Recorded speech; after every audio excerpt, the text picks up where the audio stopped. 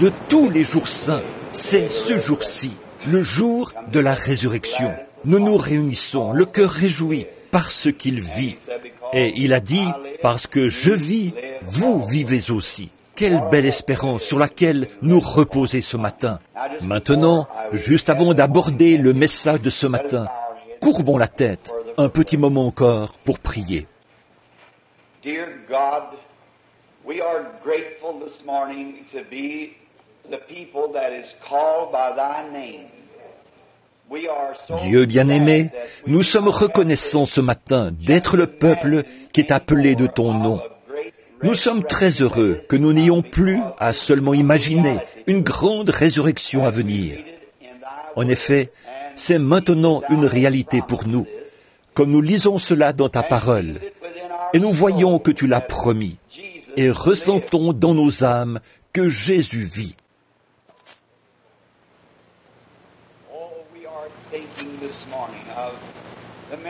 Oh, nous pensons ce matin aux nombreux chagrins que nous avons eus dans la vie, aux nombreuses tristesses que nous avons connues et aux expériences qui nous ont déchirés et jetés à la merci des vents de la terre. Nous avons enterré nos bien-aimés et nous avons pleuré sur leur tombe. Et nos âmes se consument, pour ainsi dire, au-dedans de nous. Mais alors, nous pensons à aujourd'hui. Oh, ce que signifie le fait que Jésus soit ressuscité des morts. Il a dépouillé l'ennemi de tout pouvoir lorsqu'il est ressuscité, triomphant. Il a retiré toutes les ombres. Maintenant, nous marchons dans la précieuse lumière de sa résurrection. Oh, nous pouvons imaginer ce qui s'est passé il y a 1900 ans ou plus ce matin, quand deux petites femmes, en route vers le sépulcre, se demandaient qui ôterait la pierre pour elles. Mais Dieu l'avait déjà ôtée. Et celui qui avait été retenu était ressuscité des morts. Et il s'est entretenu avec elles. Il leur a dit, « Allez dire à mes disciples et à Pierre que je les reverrai en Galilée. » Oh, combien nous te remercions pour cette merveilleuse expérience par laquelle nous sommes encore témoins de cette résurrection et qui est tout aussi réelle pour nous maintenant qu'elle l'était pour elle ce matin-là, parce qu'il est ressuscité des morts. Pardonne-nous nos péchés et nos manquements, tout ce que nous avons fait ou dit ou même pensé qui était mauvais, Seigneur. Nous te prions de nous pardonner ces choses.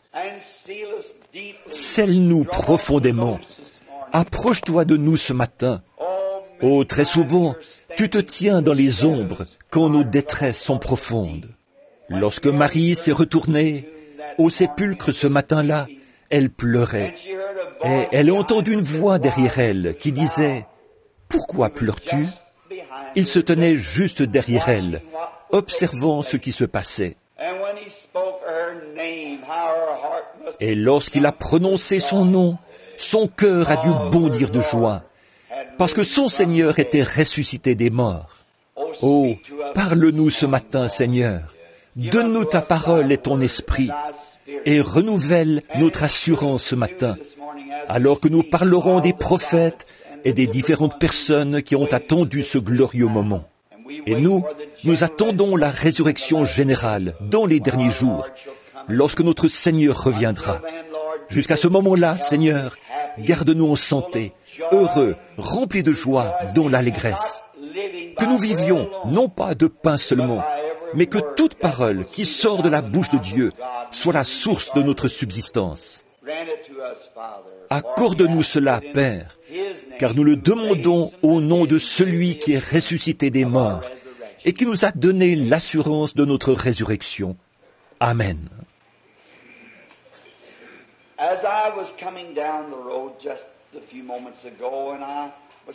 Alors que j'étais en chemin, il y a quelques instants, et que les oiseaux chantaient, je pensais, quelle belle journée de printemps. Après, Pâques tombe vraiment un moment approprié. Après le long hiver ténébreux et froid, avec ses tempêtes de neige et tout, voici que paraît le soleil. Et la venue du soleil apporte une nouvelle vie, une nouvelle espérance, de nouvelles saisons, de nouvelles récoltes, de nouvelles fleurs. Tout revient à la vie. Même un homme qui n'a pas de Bible à lire peut quand même reconnaître que Dieu existe. Il lui suffit d'observer la nature, de voir comment elle suit son cours. L'automne, c'est la crucifixion. Le printemps, c'est la résurrection. On peut voir Dieu dans chaque chose. Et je pensais, en écoutant chanter mes petits oiseaux dans la cour ce matin, mes petits rouges-gorges, que j'aime beaucoup. Je les appelle mes petites radios. Alors je sors pour allumer ma radio le matin et je l'écoute. Et vous connaissez certainement la petite légende du rouge-gorge. Selon la légende, c'était un petit oiseau brun, jusqu'au vendredi saint. Quelqu'un se mourait, seul, personne pour l'aider. Il était seul. Il avait été cloué à une croix, et un petit oiseau brun essayait de le libérer de cette croix, en plongeant sans arrêt pour arracher les clous et les épines qu'il avait à la tête. Sa petite poitrine est devenue toute rouge de sang, et depuis ce jour-là, sa poitrine est rouge. Et j'ai pensé, oh Dieu, voilà le genre de bouclier que je voudrais avoir. Et observez le petit rouge-gorge, quand il se donne des petits coups de bec. Juste en dessous de cette petite couche de plumes rouges, c'est noir. Le reste de son plumage est noir. Mais le bouclier rouge le protège. Ça, c'est ce que je veux. Peu importe combien nous essayons d'être bons, nous sommes toujours des pécheurs. Mais ce petit bouclier rouge, c'est tout ce qu'il lui faut pour le rendre différent des autres oiseaux.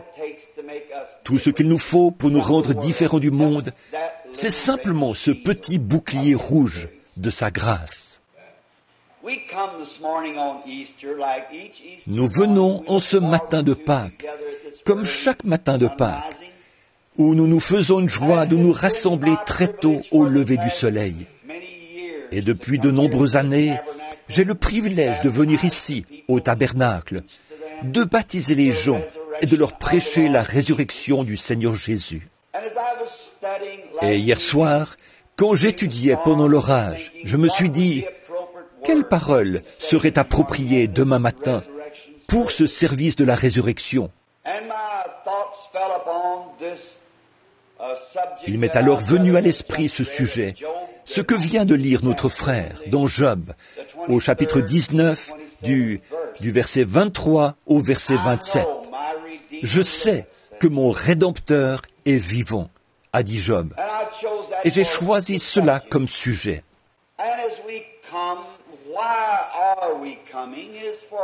Et comme nous venons ici, pourquoi y venons-nous?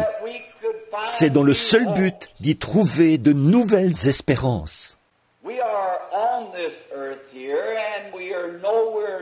Nous sommes ici, sur cette terre, et nous savons que nous vivons dans les ténèbres. Inutile de nous imaginer des choses ou de nous raconter des histoires. Nous le savons bien, que nous vivons dans les ombres de la mort.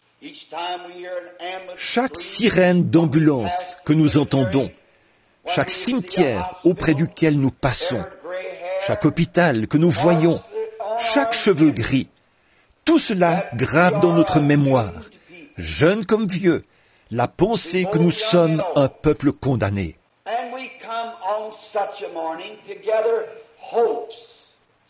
Et nous sommes venus en ce matin puiser ici des espérances, de nouvelles espérances, quant à la raison et au but de notre présence ici. Et je crois que ceci est un merveilleux moment pour réfléchir aux espérances que Dieu nous a données.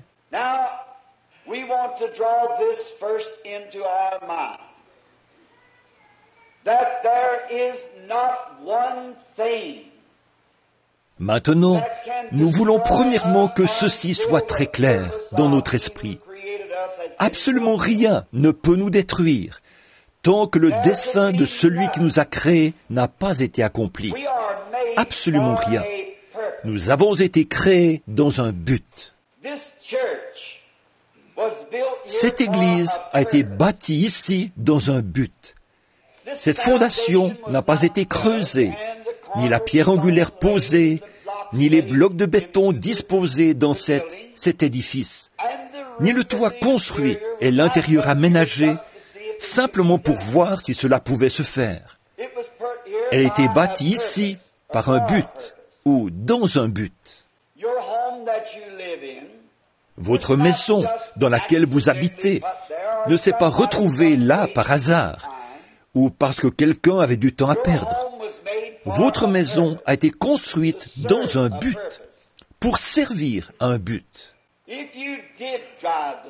Si vous avez conduit votre automobile pour vous rendre ici ce matin, cette automobile-là n'a pas été fabriquée juste pour voir s'il était possible de la fabriquer. Les matériaux n'ont pas été gaspillés par l'homme. On les a utilisés dans un but et pour servir un but. Les vêtements que vous portez n'ont pas été confectionnés juste pour voir si quelqu'un pouvait confectionner quelque chose. On les a confectionnés dans un but. Les aliments que vous consommez n'ont pas été cultivés juste pour les voir pousser. Ils ont été cultivés pour servir un but.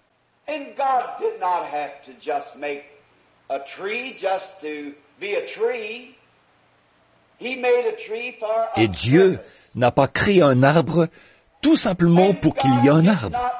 Il a créé l'arbre dans un but.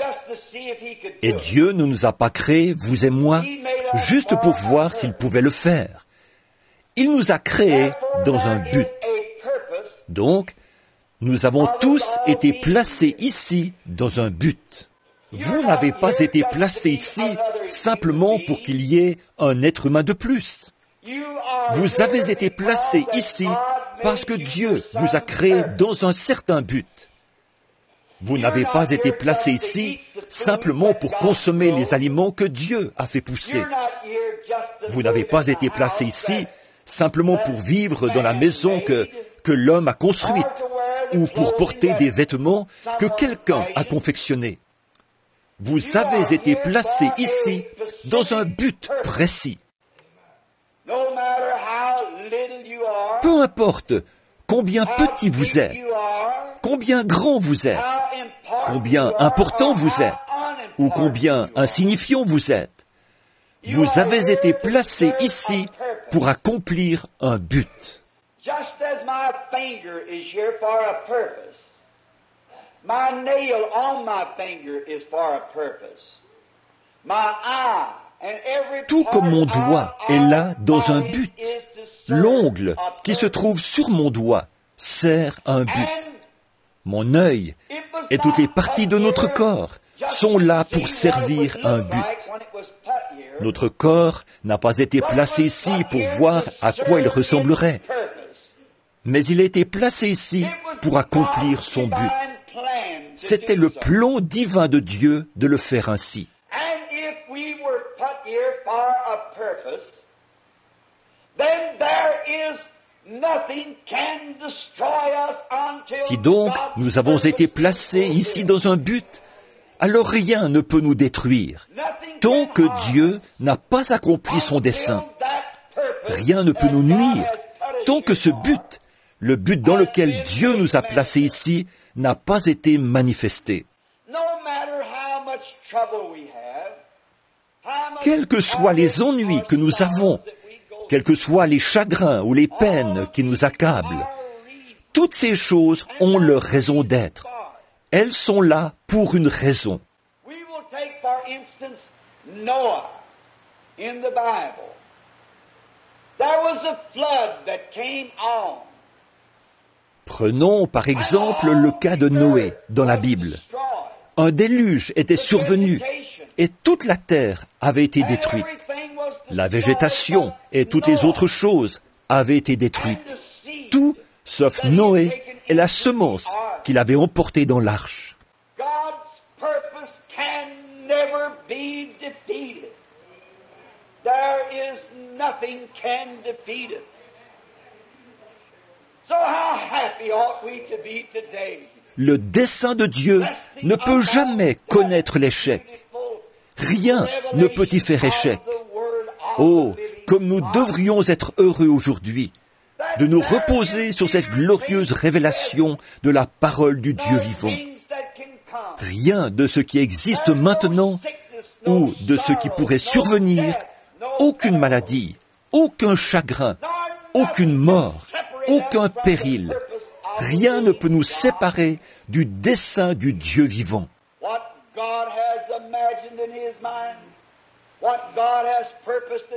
Ce que Dieu a conçu dans sa pensée, ce que Dieu a résolu dans son cœur d'accomplir, aucun démon, aucune puissance, rien ne pourra jamais disjoindre ce grand plan immortel, le plan éternel de Dieu.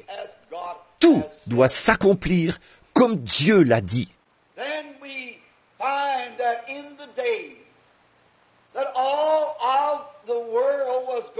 Alors, nous voyons que dans les jours où le monde entier allait être détruit par le déluge, Dieu avait fait des préparatifs.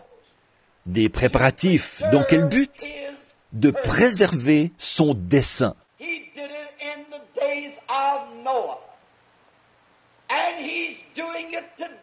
C'est ce qu'il a fait du temps de Noé. Et il le fait encore aujourd'hui. Il a fait des préparatifs afin de préserver son propre dessein. Il préservera une église. Il préservera un groupe de gens. Il préservera des sujets pour son glorieux domaine que la mort ne peut détruire. Et nous savons bien que c'est par la foi que nous croyons ceci. Mais la résurrection produit un solide fondement sur lequel repose notre foi.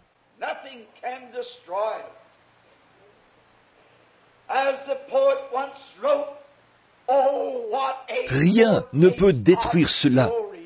Comme l'a écrit une fois le poète, « Oh, quel avant-goût de la gloire divine, héritier du salut, acquis par Dieu, né de son esprit, lavé dans son sang. » Quelle assurance!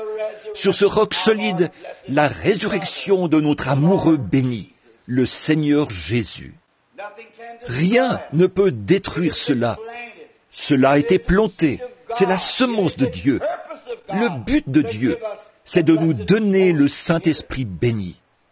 Le but de Dieu, c'est de nous montrer des signes, des prodiges et des miracles. C'est le but de Dieu, et rien ne peut le détruire. Toutes les puissances de l'enfer auront beau s'engager à fond à combattre ce but, il prévaudra quand même. Nous avons la promesse éternelle de Dieu. On aura peut-être des enseignants, on aura peut-être des ismes, on aura peut-être de grands programmes, on aura peut-être des choses donnant l'impression que ce but sera détruit. Mais il ne pourra jamais être détruit. Le but de Dieu, c'est de veiller à ce que ce but prévale.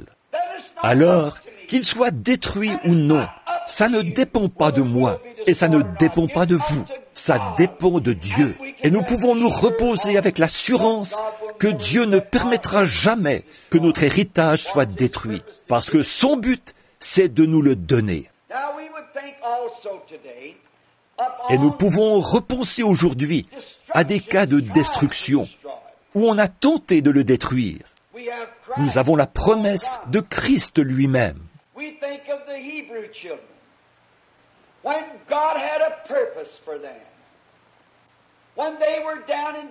Nous repensons aux enfants hébreux, alors que Dieu avait un but pour eux. Quand ils étaient là-bas à Babylone et que la fournaise avait été chauffée 7 fois plus qu'elle ne l'avait jamais été, afin de détruire le but de Dieu. Et tout Babylone était rempli de fureur. Ils étaient décidés. Satan était décidé à détruire le but de Dieu, car il savait que ses enfants allaient être jetés dans la fournaise. Alors, il a fait en sorte qu'au moment de chauffer la fournaise, elle soit chauffée 7 fois plus que d'habitude, afin d'être certain que le programme de Dieu soit détruit. Mais Dieu voulait manifester sa puissance. Alors tout Babylone et tout l'enfer étaient incapables de faire échec à ce but. Non, monsieur. Peu importe s'ils avaient fait chauffer cette fournaise 1 million de fois plus que d'habitude. Elle n'aurait jamais détruit le but de Dieu. Dieu voulait montrer qu'il était un Dieu de délivrance, qu'il accorderait sa délivrance à celui qu'il désire délivrer, et que rien ne pouvait faire obstacle à son programme. Alors, quand on a chauffé la fournaise, Shadrach, Meshach et Abednego ne savaient pas du tout qu'ils sortiraient de cette fournaise. En effet, ils ont fait eux-mêmes cette affirmation. Notre Dieu peut nous délivrer. Mais quoi qu'il en soit, nous ne nous prosternerons pas devant cette statue.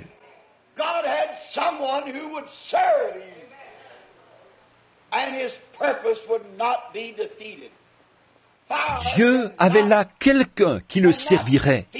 Son dessein ne pouvait pas être détruit. Le feu ne peut pas empêcher le plan de Dieu d'atteindre son but. Et oh, que je suis heureux de dire ceci ce matin. Toutes les bombes à hydrogène du monde ne pourront jamais faire échec à la résurrection de son Église.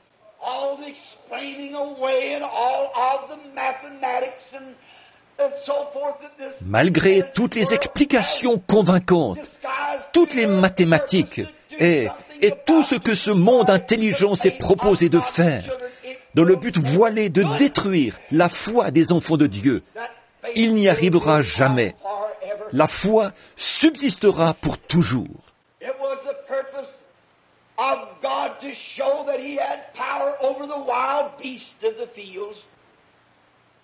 Dieu avait pour but de démontrer qu'il avait autorité sur les bêtes des champs.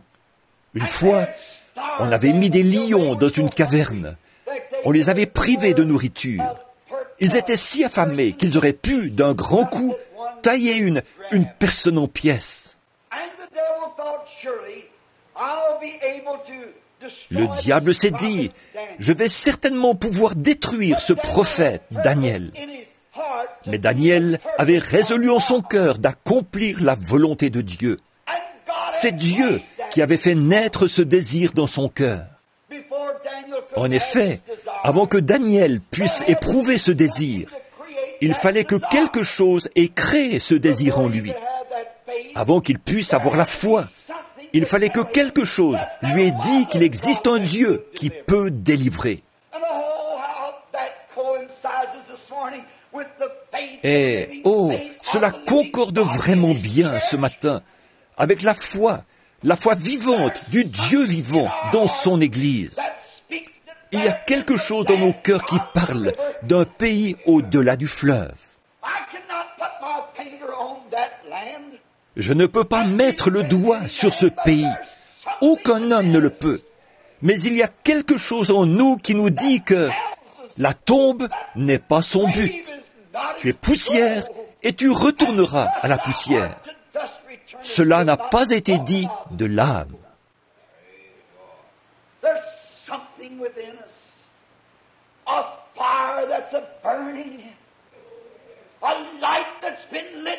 Il y a quelque chose au-dedans de nous, un feu qui brûle, une lumière qui a été allumée par Dieu, et aucune brise ne peut l'éteindre, aucun refroidissement dans l'Église, aucune indifférence parmi les gens, aucune persécution du monde ne peut éteindre une flamme que Dieu a allumée. Car c'est le dessein de Dieu que son flambeau de la liberté brûle jusqu'à la venue du Seigneur. Et aucune puissance ne peut éteindre ce flambeau. Elles auront beau souffler, il n'en brûlera qu'avec plus d'éclat. Tout au long des âges, il a été prouvé que les persécutions fortifient l'Église. Daniel ne savait pas comment Dieu allait le faire. Il ne savait pas si oui ou non Dieu allait le faire. Mais il savait que Dieu pouvait le faire. Oui. Elle savait qu'au fond de lui, quelque chose lui disait cela. Voyez, Dieu avait un but. Il faisait tout concourir à ce but. Et aujourd'hui, peu importe que nous ayons parfois l'air d'être indifférents, que tout aille de travers, et que l'Église se trouve dans telle situation ou telle autre situation, tout ça, c'est dans le dessein divin de Dieu, afin de nous modeler et de nous façonner à sa manière à lui. Qui sait façonner la matière mieux que le Créateur?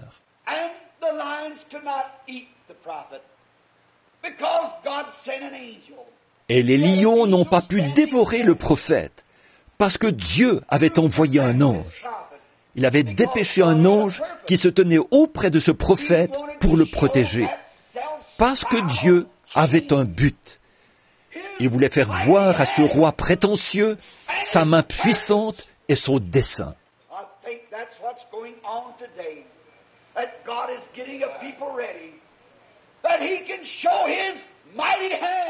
À mon avis, c'est ce qui se passe aujourd'hui. Dieu est en train de préparer un peuple afin de manifester sa main puissante pour accomplir son puissant dessein. Oh, combien je suis heureux ce matin qu'il vive dans mon cœur, qu'il ne soit pas un Dieu mort. Il est un Dieu vivant et tout au fond de moi. Hier matin, j'étais assis dans un fauteuil de coiffeur pour me faire couper les cheveux. Un jeune homme me coupait les cheveux, là, dans la boutique de frère Egan.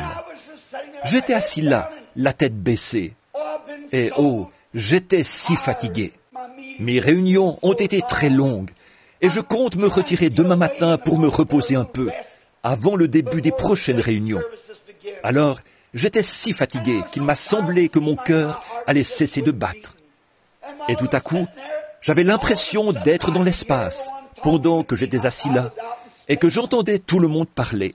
Je me suis demandé, ai-je fait une crise cardiaque, et que maintenant je suis en train de quitter ce fauteuil de coiffeur pour l'au-delà? Je me suis dit, je me demande bien si c'est ce qui est en train de se produire.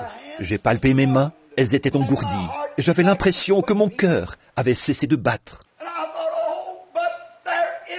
Je me suis dit, oh, mais l'évangile doit être prêché. Alors aucune puissance ne peut m'emporter tant que le dessein de Dieu n'aura pas été accompli. Rien ne peut me nuire, absolument rien, tant que le dessein de Dieu n'aura pas été accompli. Et quand son dessein aura été accompli, je veux partir selon ce dessein. Quand lui, il aura terminé, alors moi aussi j'aurai terminé. Quand il en aura terminé avec moi, alors j'en aurai terminé avec la vie. Quand il en aura terminé avec vous, alors vous aurez terminé, vous aussi. Donc, qu'est-ce que ça peut bien faire? Dieu tient toutes ces choses dans sa main. Que nous soyons jeunes ou vieux, nous ne savons pas à quel moment le dessein de Dieu sera accompli, achevé. Parfois, Dieu prend les petits bébés pour montrer qu'il peut guider leur petite âme. Tout ce qu'il fait, c'est dans un but. Il a dit que pas même un passereau ne peut tomber du ciel sans qu'il le sache. Toute chose concourt à son dessein, exactement à l'heure et au moment prévu. Tout cela est dans son plan divin. Rien ne peut détruire.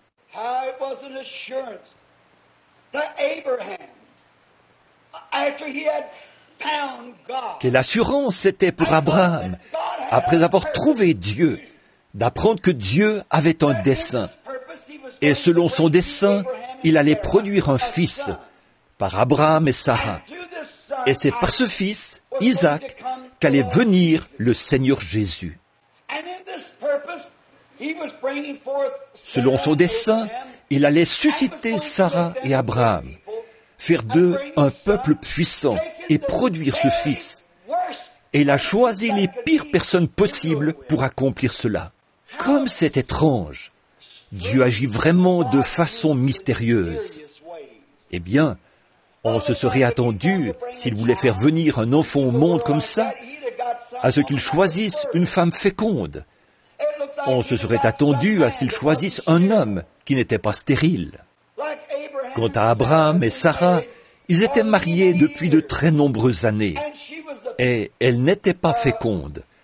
Elle était incapable d'élever un enfant. raise a child. Eh bien alors, on se serait attendu à ce qu'il trouve une jeune femme féconde, qui soit capable de donner naissance à cet enfant. But God likes to display His grace. Mais Dieu aime manifester sa grâce. Dieu aime prendre une chose qui n'est rien et en faire quelque chose, car il est créateur. C'est pour ça qu'il nous a pris, vous et moi, qui n'étions rien, afin de faire de nous ses propres enfants, nous qui étions malheureux, misérables, perdus, aveugles et haïssables. Il a fait de nous ses enfants bien-aimés. C'est dans le dessein de Dieu d'agir ainsi. Et on se serait attendu à ce que Dieu prenne une jeune femme et un jeune homme pour accomplir cela. Une jeune femme et un jeune homme qui venaient tout juste de se marier. Il leur aurait dit, « Voici, vous n'avez pas d'enfant. Je veux que votre premier fils qui naîtra, je ferai de lui mon Isaac. » Mais Dieu a choisi un homme de 75 ans et une femme de 65 ans pour accomplir son dessein, pour montrer que peu importe si vous êtes jeune ou vieux, Dieu peut mettre son dessein à exécution. Et il le fera. Ça, c'est certain. Ainsi, quand Abraham avait 75 ans, il a reçu la promesse de Dieu. Il en a parlé à Sarah. Alors le diable a dit, « Tu sais quoi? Je vais retarder tout ça pendant quelque temps. Je crois que si je les laisse devenir très vieux, ils perdront la foi. Et ils sauront que cette chose-là ne peut pas arriver. Voici, ils sont déjà tout tremblants à 75 ans. Si je pouvais seulement retenir cette promesse pendant quelque temps. »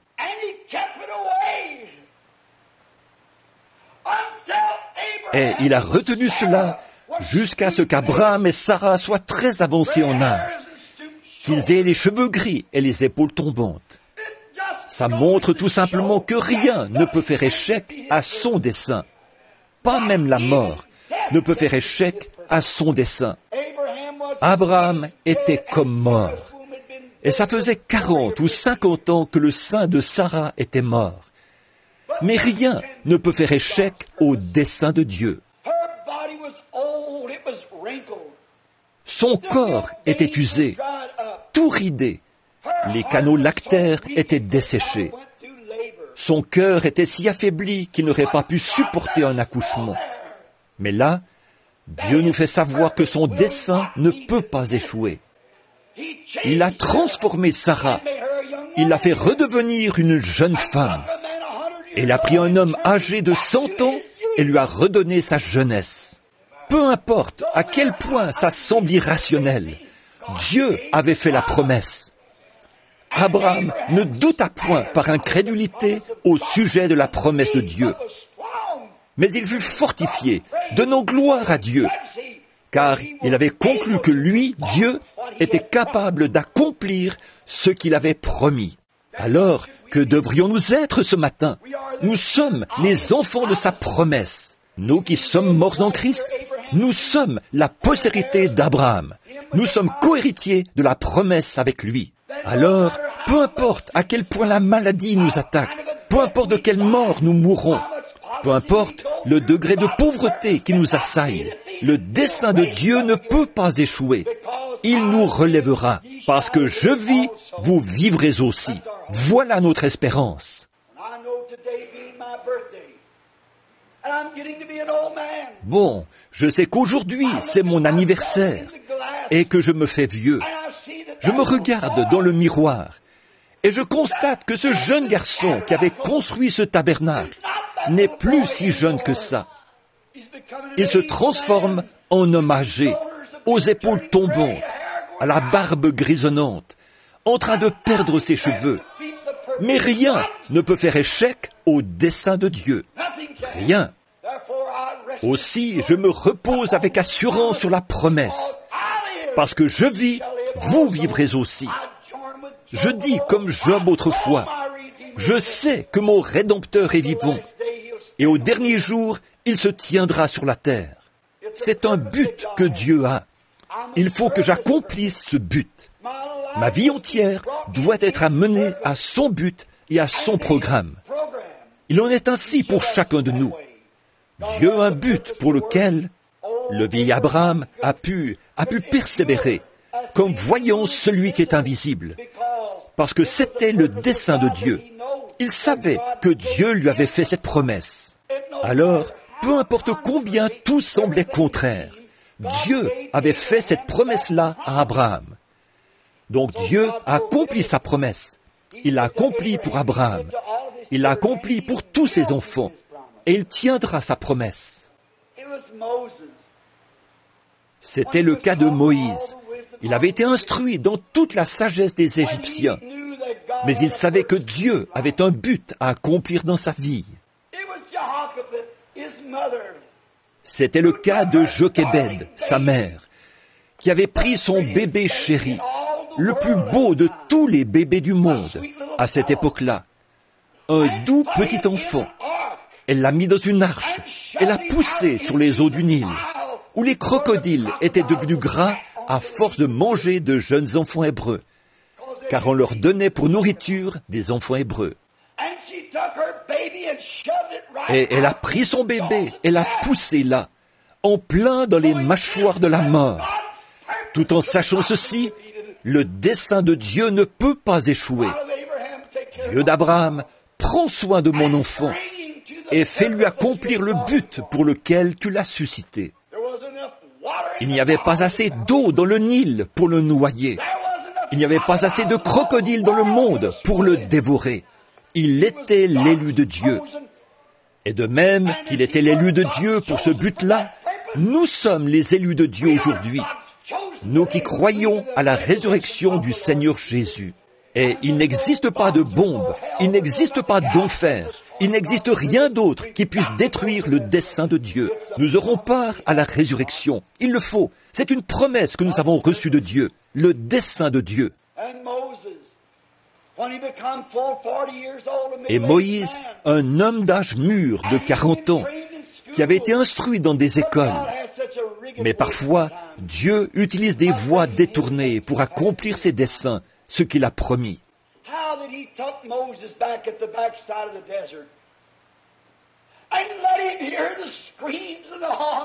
Voyez comment il a pris Moïse là, derrière le désert, et lui a fait entendre les cris et percevoir les tourments, alors qu'il titubait dans le désert, tout seul, exposé aux hurlements des vents, aux scorpions et aux cobras, et tout seul, là dans le désert, si bien qu'il était sur le point de périr.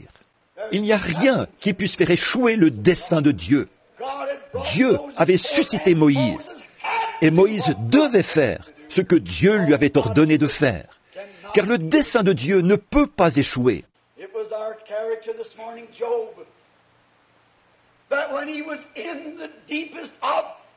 C'était le cas de Job, notre personnage ce matin, quand il était au plus fort de la détresse et qu'il avait perdu toutes ses richesses. Ses enfants étaient décédés, son corps était couvert d'ulcères, et Job était dans la détresse, la plus accablante de sa vie. Il était assis sur un tas de cendres, il grattait ses ulcères avec un tesson, et sa femme s'est tenue à la porte et lui a dit « Pourquoi ne pas maudire Dieu et mourir ?» Les membres de son Église lui avaient tourné le dos pendant 7 jours, et ils l'accusaient. Eux qui auraient dû le réconforter, mais ils l'accusaient d'avoir péché en secret, et l'accusaient d'être un rétrograde.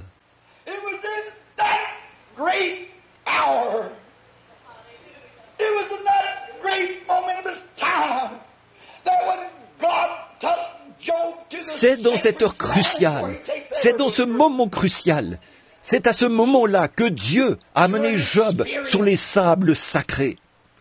Là où il amène chaque croyant pour lui faire vivre une expérience derrière le désert, comme il l'a fait avec Moïse, dans le petit lieu secret où il vous a amené, dans le petit hangar à charbon où j'ai reçu cela.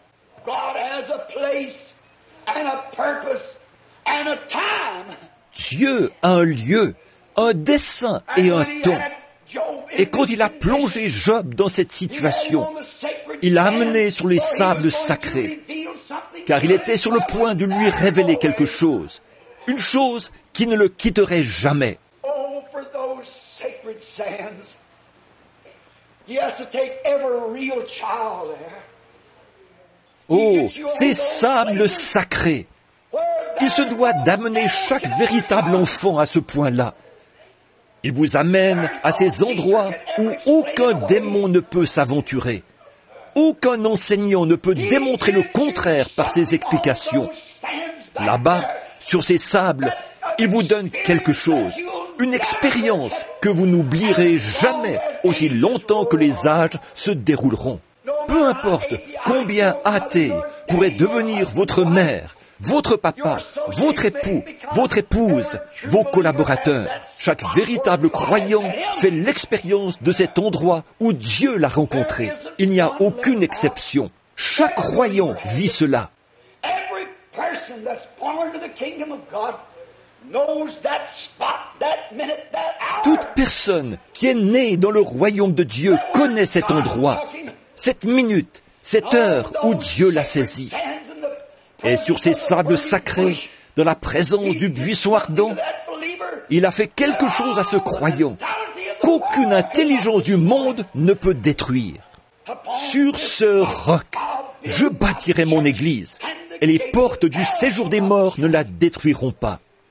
Sur ce roc, la révélation spirituelle de Jésus le ressuscité.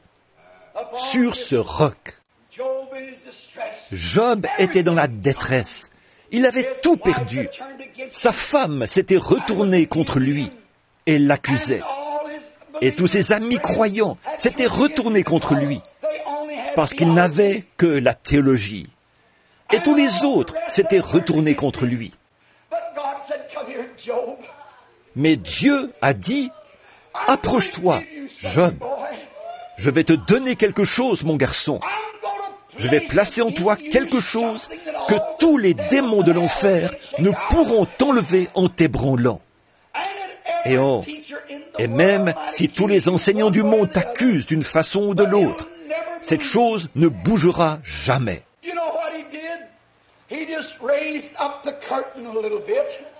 Savez-vous ce qu'il a fait? Il a tout simplement soulevé le rideau un tout petit peu et a dit, « Regarde là-bas, Job. » Et qu'a vu Job? Que pensez-vous qu'il a vu? Il a vu Pâques pour la première fois. Il a vu le premier Pâques.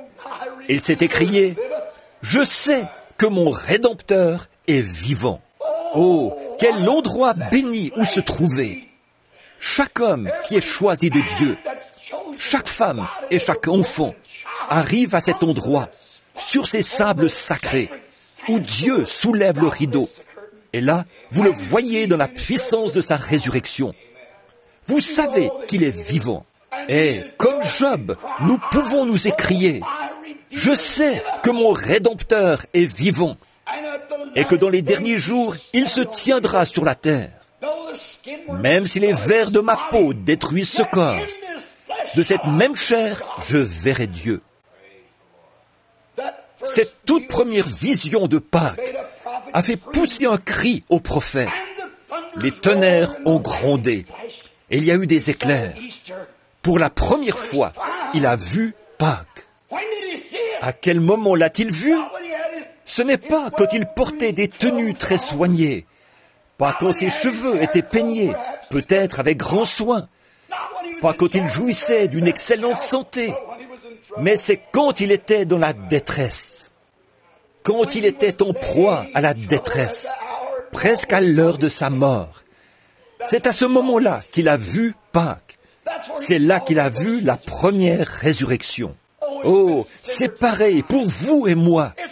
C'est quand nous nous sommes prosternés devant l'autel, quelque part, que nous étions prêts à mourir et que nous avons dit, « Seigneur Dieu, fais quelque chose pour moi. » C'est à ce moment-là que Dieu a soulevé le rideau et que nous avons vu Pâques. Nous avons vu Pâques, pas vraiment d'un point de vue théologique. Nous n'avons pas vu Pâques comme une occasion de porter de nouveaux vêtements. Nous n'avons pas vu Pâques en termes de petits lapins et d'œufs colorés.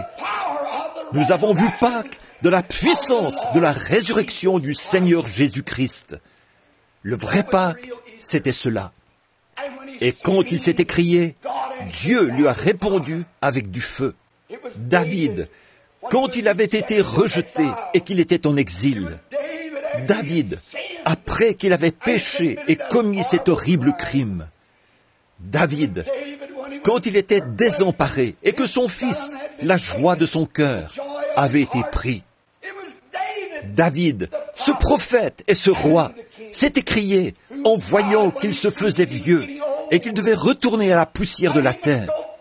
Là, David a dit, « Et même ma chair reposera avec espérance, car il ne permettra pas que son sein voie la corruption, et il n'abandonnera pas son âme dans le séjour des morts. » David, quand il traversait son moment le plus pénible, David, quand il était désemparé et dans la détresse, et qu'il était presque à l'heure de la mort, c'est là que Dieu a soulevé le rideau et qu'il a dit, « Regarde là-bas, David. » David a dit, « Ma chair reposera avec espérance, car il ne permettra pas que son sein voie la corruption, et il n'abandonnera pas son âme dans le séjour des morts.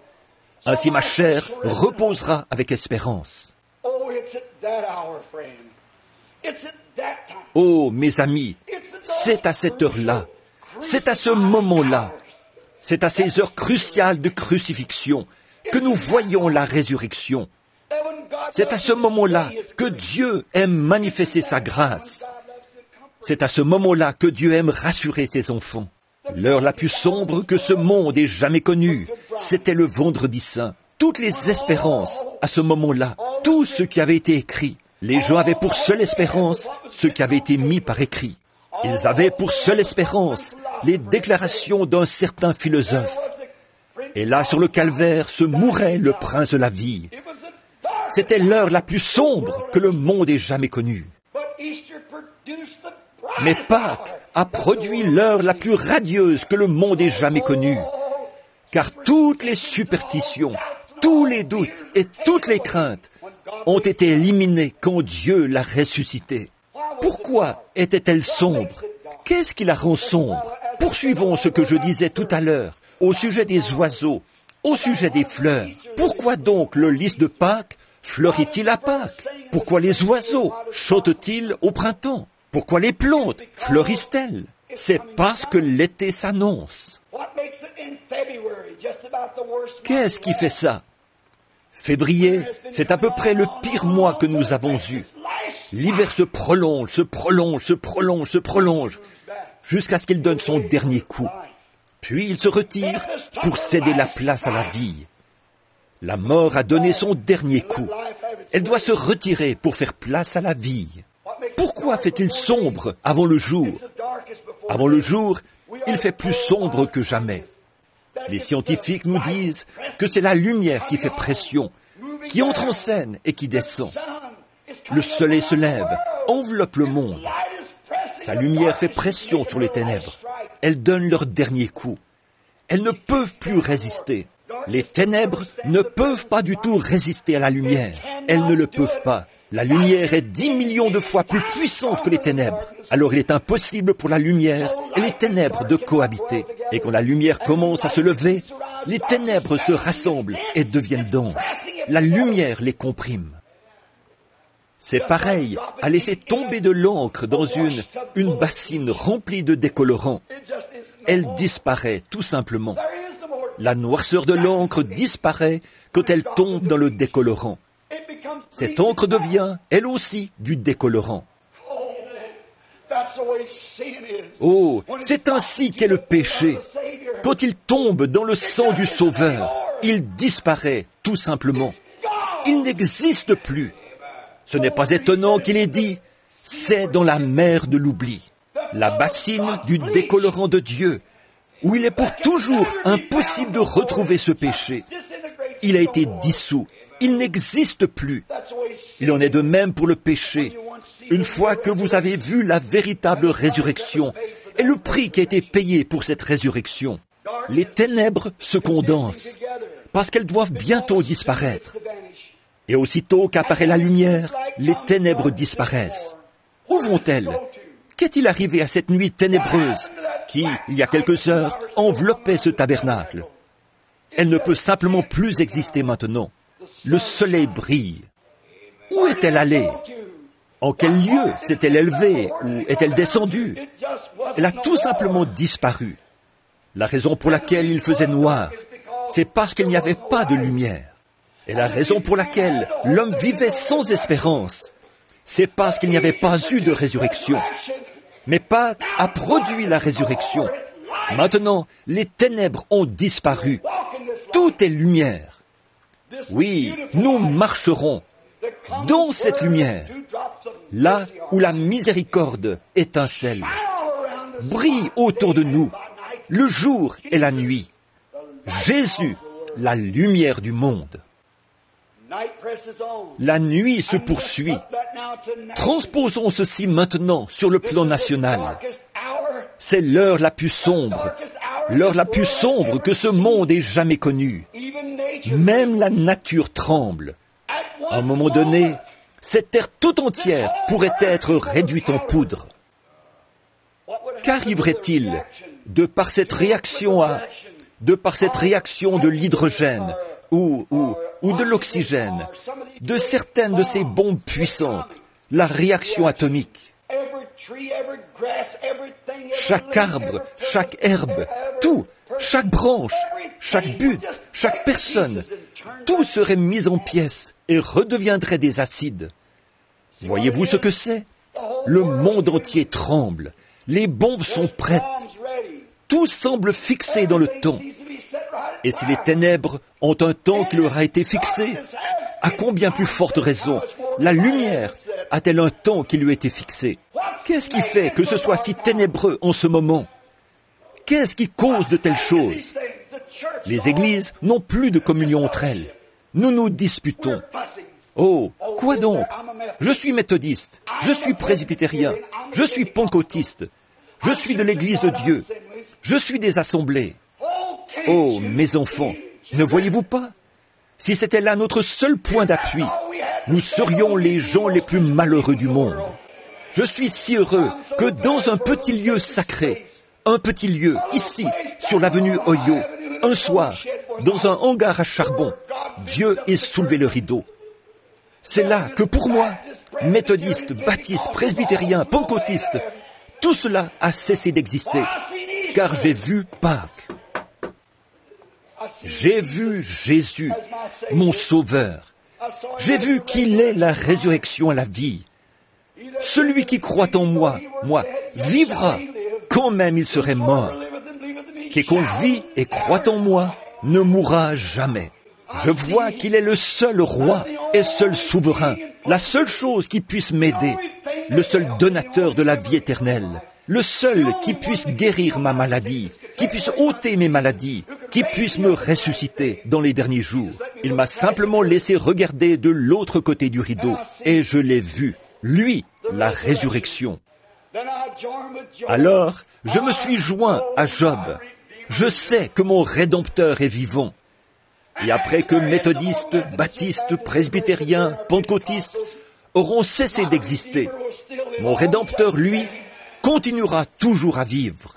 Peut-être direz-vous, eh bien, telle chose, c'est comme ceci, et telle chose, c'est comme cela. Si vous ne faites pas ceci, si vous ne faites pas cela, je sais qu'il en est autrement, parce que j'ai regardé de l'autre côté du rideau du temps. J'ai été sur les sables sacrés, de même que chaque croyant ici présent. Aucun démon ne peut toucher ce sable-là. Aucun docteur en théologie ne peut me dissuader par ses explications. Quand j'étais malade, il m'a guéri. Quand j'étais perdu, il m'a sauvé. Il vit au siècle des siècles. Vous me demandez comment je sais qu'il vit dans mon cœur. Il n'est pas mort, il est ressuscité des morts. Et ces grandes ténèbres qui sont suspendues au-dessus de la terre maintenant, elles sont là uniquement pour indiquer que la lumière a amorcé sa descente et fait pression en descendant.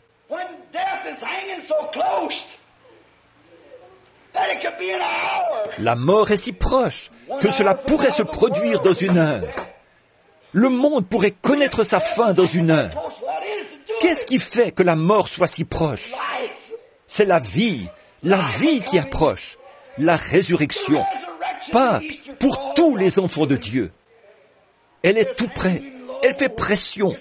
Les anges descendent, le grand Saint-Esprit entre en scène. Les ténèbres donnent leur dernier coup, car bientôt la lumière paraîtra. Christ, la joie et l'espérance des âges, viendra. Ce sera une véritable résurrection pour tous les croyants. En effet, nous aurons part à sa résurrection, tout comme nous avons eu part à sa souffrance. Celui qui souffre avec moi régnera avec moi. Oh, alors dois-je être transporté à ma demeure céleste sur un lit de rose, alors que d'autres ont combattu pour remporter le prix et naviguer à travers des mers de sang? Non, je dois combattre si je veux régner. Augmente mon courage, Seigneur, c'est ma prière. Oh, je ne dois pas me conduire comme un lâche. Je ne dois pas marcher tous les jours tête baissée, comme si la situation était au plus mal. Quand je regarde le monde et toutes ces ténèbres et toute l'agitation, je dois lever la tête, marcher avec la tête parmi les aigles, en sachant ceci, je le connais dans la puissance de sa résurrection. Parce qu'il vit, nous vivons aussi. Parce qu'il est ressuscité des morts, je ressusciterai aussi. Vous ressusciterez aussi. Voilà la signification de Pâques pour le croyant. Il y a quelque temps là-bas, c'était pendant la Première Guerre mondiale. On avait lancé de terribles gaz, comme le gaz moutarde et le chlore gazeux. Et c'étaient des gaz dangereux. Ils empoisonnaient tout. Les feuilles mouraient, les arbres mouraient, l'herbe mourait, tout mourait. Partout où ce gaz, le gaz moutarde, avait été lancé, il brûlait tout. Un matin de Pâques, un aumônier faisait la ronde des tentes où on avait couché les blessés et les mourants. Une infirmière de la Croix-Rouge l'accompagnait. Ces soldats avaient été au front pendant si longtemps qu'ils étaient vraiment épuisés. Alors elle tenait un bouquet de roses à la main. Elle passait près de chaque petit lit de camp où étaient étendus ces jeunes hommes qui pleuraient. C'était Pâques. Quelle Pâques c'était pour eux! Les avions les survolaient, elle lançait des bombes. Elle prenait une rose qu'elle donnait à chacun de ces jeunes hommes en disant « Que Dieu vous bénisse, mon frère, que Dieu vous bénisse ». Ces soldats empoignaient la rose et poussaient des cris, car ils savaient que cette rose avait poussé dans leur patrie. Frères, ce matin, nous vivons dans un monde de gaz toxiques, de gaz dangereux. Nous vivons dans un monde où des doctrines et des choses de toutes sortes déclarent « La résurrection n'existe pas, la guérison divine n'existe pas, ceci, cela ou telle autre chose n'existe pas. » Or, ce n'est pas l'infirmière de la Croix-Rouge qui vient auprès de nous, mais le Saint-Esprit, qui, de temps en temps, nous amène sur ces sables sacrés de la grâce de Dieu et met dans nos cœurs un avant-goût du pays qui est au-delà du fleuve.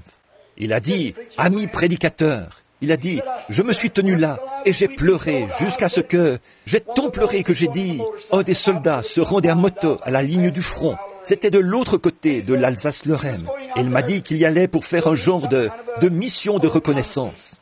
Et il m'a dit, je lui ai demandé, sergent, puis-je y aller avec vous? Il a répondu, bien sûr, aumônier, montez. Il a dit, vous voulez prendre votre propre? J'ai dit, ce n'est pas la peine. J'aimerais faire le trajet avec vous. Il a dit, d'accord, montez. Il a dit, nous avons roulé jusqu'à ce désert blanchi, où il n'y avait plus la moindre trace d'herbe, rien du tout. Et il a dit, pendant qu'il préparait ces choses, car il devait envoyer un rapport à sa base, ou faire quelque chose. Il a dit, j'ai flâné autour de cet endroit. J'ai pensé, oh, quelle Pâques! En ce lieu où les bombes ont rasé tous les bâtiments, où les arbres ont été déchiquetés par les balles de mitraillettes, pas un seul brin d'herbe n'a subsisté. Il a dit, ô Dieu, voici à quoi ressemblera ce monde un de ces 4 matins, quand le péché aura pris toute son ampleur. Voici ce à quoi il ressemblera. Et il a dit, une certaine pierre a attiré mon regard et captivé mon attention. Et il a dit, je me suis approché, j'ai pensé, Seigneur, pourquoi veux-tu que je vienne là, près de cette pierre? Il a dit, j'ai soulevé cette pierre. Et à ce moment-là, j'ai vu un petit lys de Pâques se dresser. Il avait été protégé pendant toute cette tempête. Pendant tout ce temps, les gaz toxiques ne l'avaient pas du tout perturbé, car il était caché dans le rocher.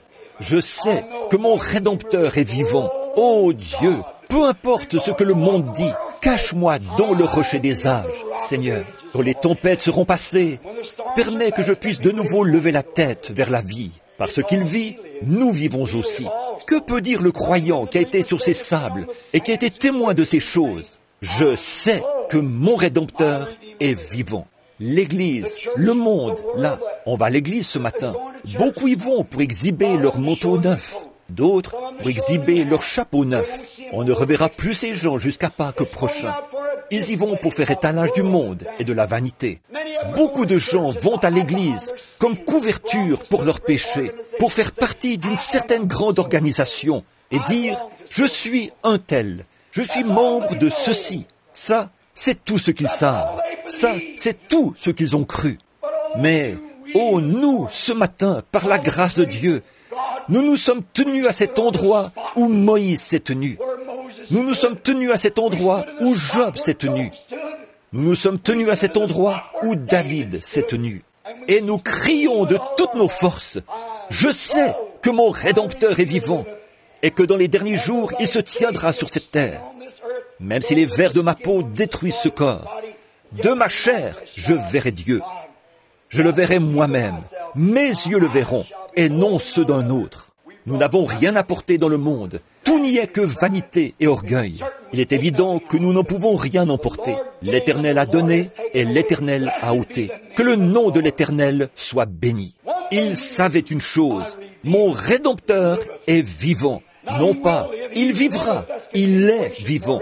Ça veut dire qu'il vit continuellement et pour toujours. Il est vivant. Et parce que Jésus a dit, parce que je vis, vous vivez aussi. Courbons la tête un instant pour la prière finale.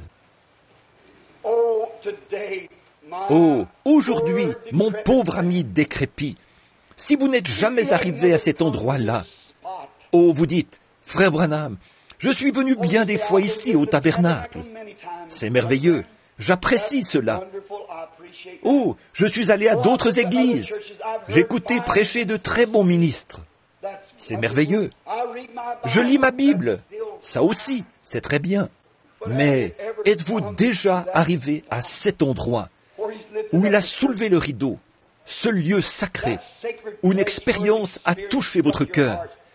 Et là, vous avez su que Pâques n'est pas un conte de fées. Là, vous avez su que Pâques n'a rien à voir avec un Père Noël. Une petite histoire fictive.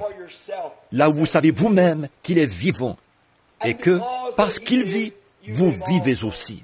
Si vous n'avez jamais vécu cette expérience, alors ce matin, c'est le meilleur moment du monde pour laisser Dieu soulever le rideau. Jésus est vivant. Il agit librement sur la terre ce matin. Il est votre sauveur aujourd'hui. Il sera peut-être votre juge demain.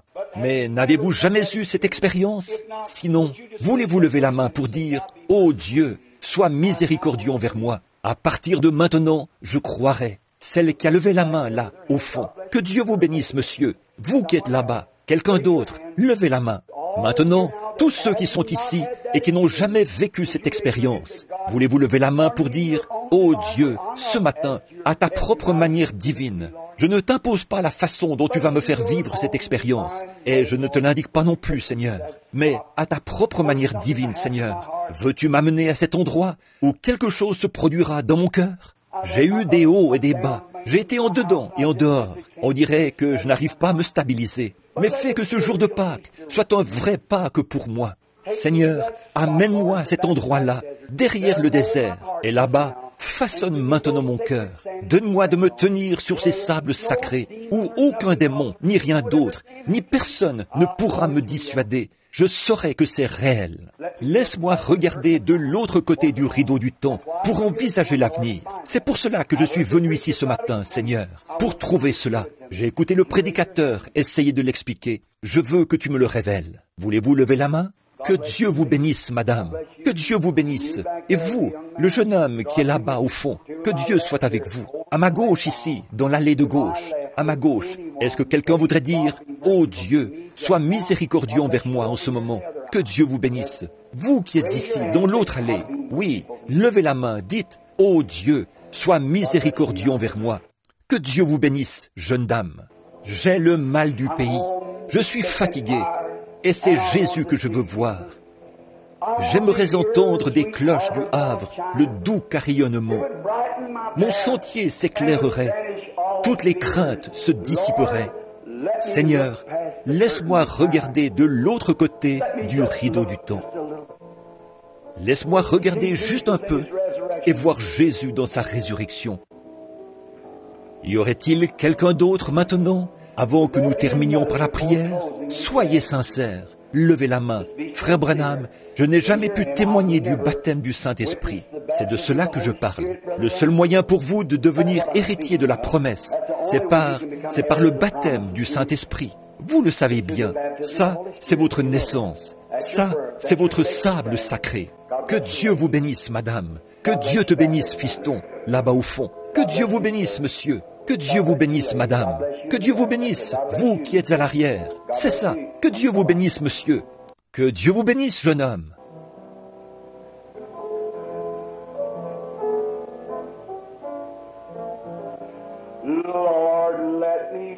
Seigneur, laisse-moi regarder de l'autre côté du rideau du temps.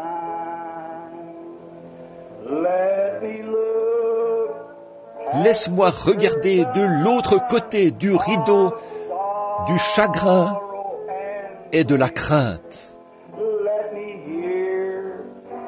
Fais-moi entendre de la cloche du Havre le doux carillonnement. Mon sentier s'éclairerait. Toutes les craintes se dissiperaient. Seigneur, laisse-moi regarder de l'autre côté du rideau du temps. Si vous vous trouvez dans cette situation, vous ne savez vraiment plus où vous en êtes. 10 ou 15 mains se sont levées. Je pense qu'il y en a plus. En ce matin de Pâques, pourquoi ne pas lever la main pour dire « Seigneur, me voici. Quand on ouvrira le baptistère à 11 heures, moi aussi j'entrerai dans ces eaux. Je vais y être enseveli par le baptême, afin de me relever en nouveauté de vie, pour marcher avec toi, Seigneur. Je désire regarder de l'autre côté du rideau du temps. Je désire vivre une expérience maintenant même, en ce matin de Pâques, pour pouvoir dire à tout instant de ma vie, oui, j'étais assis dans un petit tabernacle fait de blocs, par un beau matin de Pâques. Dieu a soulevé le rideau, j'ai regardé de l'autre côté. J'ai vu que mon Église ne comptait pas vraiment. J'ai vu qu'il n'y avait plus rien sur la terre qui comptait vraiment pour moi. Là, j'ai vendu tout ce que j'avais. J'ai acheté la perle de grand prix. J'ai accepté Jésus comme mon sauveur. Je lève maintenant la main, Seigneur Dieu. Sois miséricordieux envers moi. Ô Dieu, je désire regarder de l'autre côté du rideau du temps. Y aurait-il quelqu'un d'autre maintenant, avant de terminer? Dieu bien-aimé, ce moment est un moment solennel. Nous savourons ces bénédictions. Nous avons savouré la parole. Et nous avons savouré, au-delà même de ce que nous pourrions expliquer, la présence du Saint-Esprit qui nous a donné cette grande assurance. Savoir que nous sommes passés de la mort à la vie. Il y a des personnes ici présentes, Seigneur, beaucoup de personnes qui ont levé la main. Ce moment est un moment solennel. Il se pourrait qu'ils aient été formés dans une école de théologie. Il se pourrait qu'ils aient brûlé des cierges. Il se pourrait qu'ils aient récité des prières, chapelet à la main. Il se pourrait qu'ils se soient joints à une dénomination, se soient fait immerger d'une certaine façon, se soient fait verser de l'eau sur la tête, ou se soient fait asperger d'eau. Il se pourrait qu'ils aient récité le credo des apôtres et observé des rituels routiniers. Mais ils n'ont jamais atteint ce sable sacré, n'ont jamais atteint cet endroit, comme l'ont fait Job, Moïse, Abraham, comme l'ont fait tous tes enfants. Ils n'en sont jamais arrivés là, comme ces disciples qui étaient allés au sépulcre ce matin-là et avaient vu qu'il n'y était plus. Seigneur, permets qu'en ce moment même, le grand Saint-Esprit descende dans le cœur de ceux qui ont levé la main et qu'il accomplisse cette grande œuvre que nous te demandons. Exauce-nous, Seigneur. Ils sont à toi. Ils sont les fruits du message. Je te prie de les bénir d'une façon merveilleuse. Donne-leur le baptême du Saint-Esprit aujourd'hui. Nous ne savons pas. Il se pourrait que nous ne voyions jamais un autre jour de Pâques. C'est sûrement le cas pour certaines personnes qui sont ici. Ils ne verront plus un jour de Pâques comme ceci, Pâques qui sert de commémoration. Mais, Seigneur, puissent-ils voir le vrai jour de Pâques, Seigneur, celui où leur corps reprendra la silhouette d'un jeune homme ou d'une jeune femme, où ils sortiront de la tombe pour vivre éternellement. Bénis-les, Seigneur, ils sont à toi. Celui qui les a tirés, c'est toi. En effet, il est écrit, « Nul ne peut venir à moi si mon Père ne l'attire premièrement. » Ils sont maintenant à toi, si tu les as tirés, si tu es assez près d'eux pour les amener à lever leurs mains en l'air. Alors, tu es assez près d'eux pour faire le reste du travail. Ils sont à toi, Père. Fais que ce moment soit celui où la paix s'installera en eux. Je te remercie pour tous ceux qui ont pris cette décision il y a déjà longtemps, qui ont fait l'expérience de la vie nouvelle, qui se sont tenus sur les sables sacrés. Ce matin, nous sommes ici pour nous réjouir avec eux, dans l'espérance de la venue du Seigneur Jésus, quand nous aussi, nous connaîtrons avec lui la communion de sa résurrection, comme nous avons connu la communion de ses souffrances. Accorde-le, Seigneur. Puisse son esprit nous conduire et nous guider, comme nous poursuivons notre voyage. Maintenant, donne-nous un merveilleux service à 9h30, Seigneur. Guéris instantanément ceux qui sont malades et ceux qui sont affligés, ceux qui n'ont encore jamais été immergés, qu'ils descendent dans la tombe ce matin et qu'ils se relèvent de cette tombe d'eau, Seigneur. C'est là la commission donnée par notre Seigneur. Après sa résurrection, il est apparu et a dit, « Allez par tout le monde, prêchez l'Évangile. Celui qui croira et qui sera baptisé sera sauvé. Permets, Seigneur, qu'il en soit ainsi. Donne-nous une soirée glorieuse ce soir. Oui, Père, donne-nous une glorieuse journée. Puissions-nous longtemps savourer la présence de Dieu, car nous le demandons au nom de Jésus. Amen.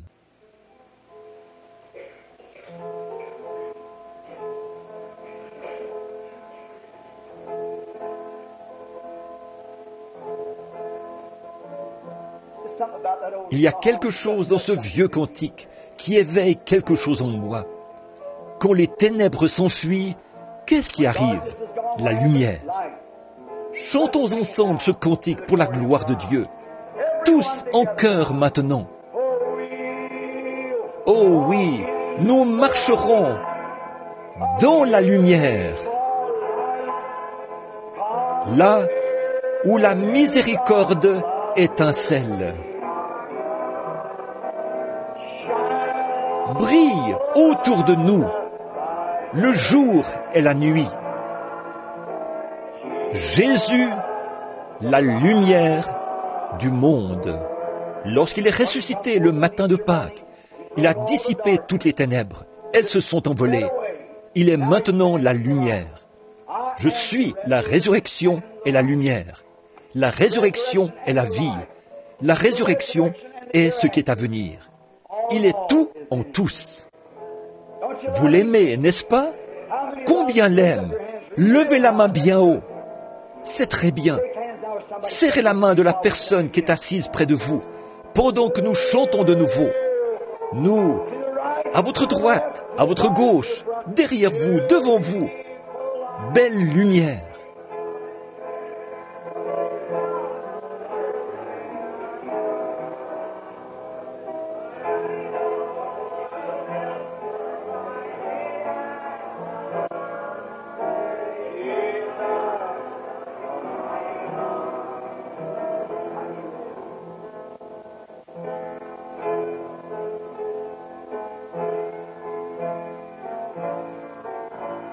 Le prochain service commence à 9h30. Ce sera un service de prédication et de prière pour les malades. Le service de baptême commencera à 11h. Tous ceux d'entre vous qui veulent être baptisés par immersion, le baptistère a été rempli d'eau. Je vais apporter mes vêtements. Nous serons de retour sous peu. Puis, ce soir, il y aura un autre service. On aura une ligne de guérison, un message et la ligne de guérison. Et nous verrons, ce soir, c'est aussi le soir où nous avons la communion au tabernacle. Nous verrons, notre programme est très chargé. Alors, il faut faire vite maintenant. Allez prendre votre petit déjeuner là où vous avez prévu de le faire et revenez dans la joie. Levons-nous maintenant, chantons, il vit, Jésus-Christ vit aujourd'hui. Très bien, Frère Neville approche, s'il te plaît. Il vit, Jésus-Christ vit aujourd'hui. Il marche avec moi, parle avec moi, tout au long du chemin étroit de la vie. Il vit, pour donner le salut. Vous me demandez comment je sais qu'il vit? Il vit dans mon cœur. Maintenant, que tout le monde dise un grand Alléluia. Il vit. Jésus-Christ vit aujourd'hui. Il marche avec moi, parle avec moi, tout au long du chemin étroit de la vie. Il vit pour donner le salut. Vous me demandez comment je sais qu'il vit? Il vit dans mon cœur. Chantons-le encore. Quand nous arriverons là où on dit « Il vit », levons les mains vers lui, comme ceci. Il vit. Vous me demandez comment je sais qu'il vit? Il vit dans mon cœur. Tout le monde là. Il vit. Jésus-Christ vit aujourd'hui. Il marche avec moi, parle avec moi, tout au long du chemin étroit de la vie.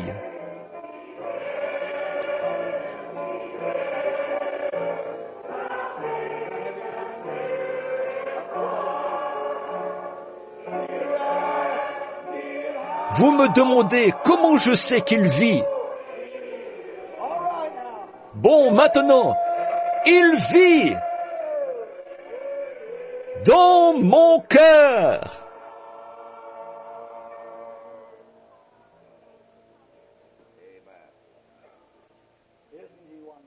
N'est-il pas merveilleux?